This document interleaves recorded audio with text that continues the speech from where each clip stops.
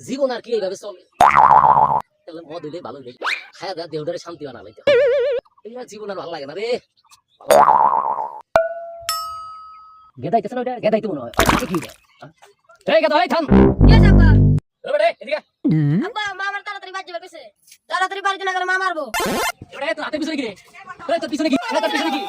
এই তোর পিছনে কি রে? আই দেখি তুই মদের মতো পানি কই? আব্বা কিনে লইছি। মানে তুই কি মদ খাস? আব্বা আমি তো খাই। খাস মানে খানি মদ। যা আজকে ভুল ক্ষমা করে দিলাম, ভয় এখন। এবারে মদ ডাল প্যাক বানা। আব্বা কেমন? ভালো।